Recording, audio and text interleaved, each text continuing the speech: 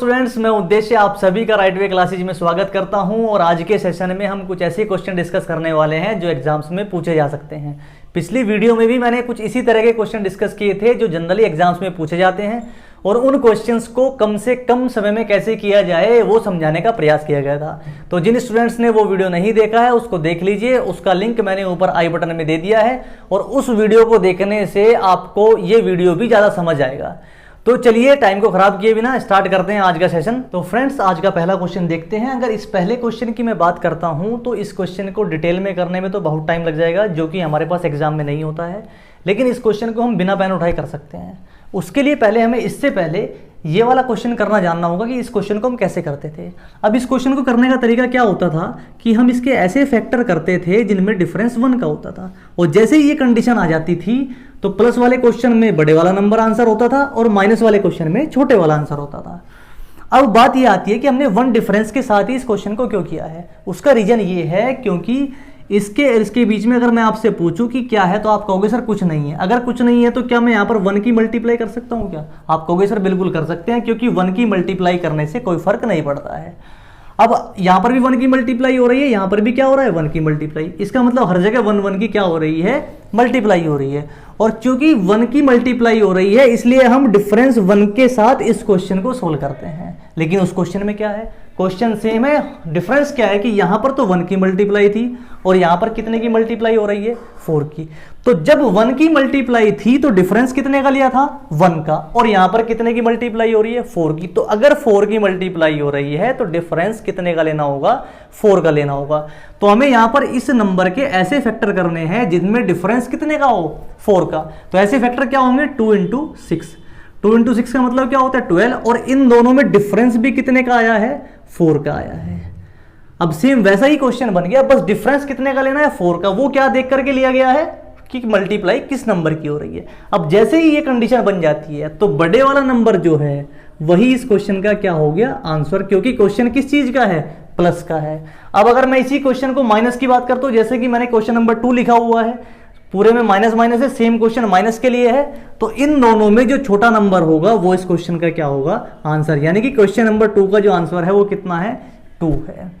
उम्मीद करता हूं आपको ये कॉन्सेप्ट समझ आया होगा। फ्रेंड्स, कुछ क्वेश्चन और इसी तरह के देख लेते हैं। अगर मैं क्वेश्चन नंबर 3 की बात करता हूं तो यहां पर मल्टीप्लाई 2 की हो रही है। इसका मतलब इस नंबर के मुझे ऐसे फैक्टर करने हैं जिनमें डिफरेंस 2 का हो। तो ऐसे फैक्टर क्या होंगे, 3 × 5, जिनमें डिफरेंस कितने का आया, 2 का। क्वेश्चन काहे का है, प्लस का। अगर क्वेश्चन प्लस का है तो बड़े वाला नंबर इस क्वेश्चन का क्या होगा, आंसर होगा। अगर मैं क्वेश्चन नंबर 4 की बात करता हूं तो मल्टीप्लाई 3 की है। इसका मतलब इसके फैक्टर मुझे ऐसे करने होंगे जिनमें डिफरेंस 3 का होगा, और वो क्या होंगे, 3 × 6, क्योंकि डिफरेंस कितने का आया, 3 का। अब क्वेश्चन माइनस का है, अगर क्वेश्चन माइनस का है तो छोटे वाला नंबर ही इस क्वेश्चन का क्या होगा, आंसर होगा। इन दोनों क्वेश्चन को एक बार खुद से ट्राई करिए, बाकी मैं करवा ही रहा हूं। अगर मैं इस वाले क्वेश्चन की बात करता हूं तो 36 है। अब मल्टीप्लाई किसकी हो रही है, 5 की। अगर मल्टीप्लाई 5 की हो रही है तो इसके फैक्टर मुझे ऐसे करने हैं जिनमें डिफरेंस 5 का हो। तो वो आप कहोगे सर कि 4 की मल्टीप्लाई जैसे ही आप 9 में करोगे तो 36 मिलेगा और डिफरेंस कितने का, 5 का आ गया। तो क्वेश्चन किस चीज का है, प्लस का। अगर क्वेश्चन प्लस का है तो बड़े वाला नंबर ही इस क्वेश्चन का क्या होगा, आंसर होगा। अगर मैं इस वाले क्वेश्चन को देखता हूं तो 72 के मुझे ऐसे फैक्टर करने हैं जिनका डिफरेंस 14 हो, क्योंकि मल्टीप्लाई कितने की हो रही है, 14 की। अब अगर 72 के मैं ऐसे फैक्टर करना चाहूं जिनमें डिफरेंस कितने का हो, 14 का, तो आप कहोगे सर 4 की मल्टीप्लाई जैसे ही आप 18 में करते हो तो डिफरेंस मिलता है 14 का, और क्योंकि क्वेश्चन प्लस का है तो बड़े वाला नंबर ही इस क्वेश्चन का क्या होगा, आंसर होगा। तो उम्मीद करता हूं आपको ये वाला कॉन्सेप्ट बहुत आसानी से समझ में आ गया होगा। तो फ्रेंड्स, कुछ डिफरेंट टाइप के क्वेश्चन और देख लेते हैं जो कि एग्जाम में देखने को मिल सकते हैं। जैसे कि अगर मैं क्वेश्चन नंबर 7 और 8 की बात करता हूं तो क्वेश्चन नंबर 7 और 8 दोनों ही प्लस माइनस के क्वेश्चन है, लेकिन डिफरेंस क्या है कि पहले वाले क्वेश्चन में प्लस से स्टार्टिंग हो रही है और दूसरे वाले क्वेश्चन में माइनस से स्टार्टिंग हो रही है। अब अगर इस तरह के क्वेश्चन को हम डिटेल में करने लगे तो बहुत टाइम लग जाएगा। तो ऐसे क्वेश्चन के लिए मैं आपको फॉर्मूला बता देता हूँ कि कैसे आपको सोल्व करना है। अब मान लो इस क्वेश्चन की बात करता हूँ, अगर प्लस से स्टार्ट हो रहा है तो इसका आंसर होगा y = अंडर रूट में 4a-3/2, और सेम इतना ही यहाँ पर भी होता है, y = अंडर रूट में 4a-3/2। चाहे क्वेश्चन प्लस से स्टार्ट हो रहा है चाहे माइनस से स्टार्ट हो रहा है, दोनों में क्या है, ये तो सेम रहेगा। अब अगर क्वेश्चन प्लस से है तो यहाँ पर +1 कर देना है, और अगर क्वेश्चन की स्टार्टिंग माइनस से है तो माइनस का क्या कर देना है, 1 कर देना है। तो इन दोनों फॉर्मूलों को आपको ध्यान में रखना है। अब इनके द्वारा ही हम इस क्वेश्चन को सोल्व करेंगे। अब इस वाले क्वेश्चन पर आ जाते हैं, स्टार्टिंग कहाँ से हो रही है, प्लस की, तो फॉर्मूला कौन सा लगेगा, ये वाला। तो y की वैल्यू यहाँ पर हो गई y = अंडर रूट में। अब जब यहाँ a की जगह 6 पुट करोगे तो 6 × 4 24 - 3 कितना है, 21 प्लस में कितना है 1 और डिवाइडेड बाई कितना आ गया, 2 आ गया। अब इसको सोल्व करना है। अब या तो आपको ऑप्शन में कुछ इस तरह से ही मिलेगा, अगर ऑप्शन में इस तरह से नहीं मिलेगा तो इसमें कुछ रेंज में आपको आंसर दिया होगा। अब उसको कैसे करना है, देखिए सपोज करिए कि आपको √21 की वैल्यू निकालनी है। तो आप क्या करिए कि 21 से पहले, 21 से पहले ऐसा कौन सा नंबर है जिसका आप, जो परफेक्ट स्क्वायर है, परफेक्ट स्क्वायर नंबर कौन सा है, तो आप कहोगे 21 से पहले 16 ऐसा नंबर है जो परफेक्ट स्क्वायर है। तो आपने क्या किया कि आपने 16 मान लिया। अगर आप 16 मानते हो तो उसका स्क्वायर रूट कितना होता है, 4, और 4 + 1 कितना हो गया, 5, 5/2 कितना हो गया, 2.5। अब 2.5 आ गया। अब 2.5 तो तब आया है जब यहाँ पर कितना माना आपने, 16 माना, लेकिन है कितना, 21, जो कि इससे ज़्यादा है।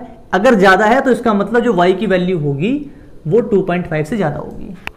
अब दूसरी कंडीशन आपको क्या करना है, यानी कि y की वैल्यू 2.5 से ज़्यादा आएगी। अब दूसरी कंडीशन आपको क्या करनी है कि 21 के बाद ऐसा कौन सा नंबर है जो परफेक्ट स्क्वायर नंबर है। तो आप कहोगे सर 25 का स्क्वायर रूट क्या होता है, 5 + 1 कितना हो गया, 6, और 6 को जब आप 2 से भाग करोगे तो कितना आ गया, 3, और 3 तो तब आया है जब आपने 25 माना है।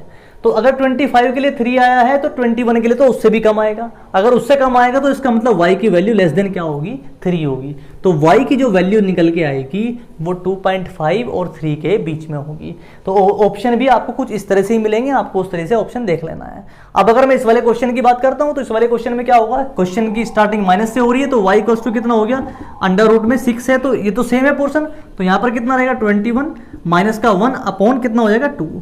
अब सेम प्रोसेस जो यहाँ पर फॉलो किया है वही यहाँ पर फॉलो करना है और आपको आंसर निकाल देना है। तो इतना काम आपको खुद से करना है, ठीक है। तो फ्रेंड्स, 2 क्वेश्चन और इसी तरह के देख लेते हैं। अब इस क्वेश्चन में क्या है कि प्लस से स्टार्ट हो रहा है और 10 नंबर है यहाँ पर, तो इसका आंसर क्या होगा, y = अंडर रूट में 10 × 4 कितना होगा, 40 - 3 कितना, 37, और यहाँ पर आया +1 और डिवाइडेड बाई 2, ठीक है। अब इसके लिए क्या करना है, आपको रेंज निकालनी है y की। पहले 37 से कम लेना है ऐसा नंबर, इसका स्क्वायर रूट निकाल सकते हैं 36, और 36 का कितना होता है 6 और 1 कितना हो गया 7 को 2 से भाग करोगे कितना है 3.5। तो 3.5 से क्या होगा, ज़्यादा होगा क्योंकि हमने 36 के लिए निकाला है, और 37 क्या ज़्यादा है तो वैल्यू ज़्यादा आएगी। एक बार क्या करना है, इसके बाद वाला नंबर, तो 37 के बाद ऐसा कौन सा नंबर है जिसका स्क्वायर रूट निकाल सकते हैं, वो है 49, ठीक है। तो 49 का कितना होता है 7 + 1 कितना 8, 8/2 कितना आ गया 4, तो लेस देन कितना होगा 4 होगा। तो बहुत आसानी से चीज़ें निकल कर आपके सामने आ गई। अब सेम क्वेश्चन यहाँ पर है, लेकिन स्टार्टिंग कहाँ से हो रही है, माइनस की हो रही है। तो फॉर्मूला कौन सा अप्लाई करना है, ये वाला। बस डिफरेंस क्या है, यहाँ पर +1 और यहाँ पर -1। तो y = कितना होगा, अंडर रूट में 37 तो सेम रहेगा, -1 डिवाइडेड बाई 2। अब ये वाला भी क्वेश्चन आपको खुद से ही सोल्व करने की कोशिश करनी है। तो उम्मीद करता हूँ आपको आज का वीडियो पसंद आया होगा। कई सारे मैंने डिफरेंट टाइप के क्वेश्चन लिए हैं जो क्वेश्चन एग्जाम में देखने को मिल सकते हैं। तो अगर आपको वीडियो पसंद आई है तो वीडियो को लाइक, शेयर एंड सब्सक्राइब जरूर करें, और कमेंट में जय हिंद लिखकर हमारा उत्साह जरूर बढ़ाएं। तो चलिए आज के लिए इतना रखते हैं, धन्यवाद।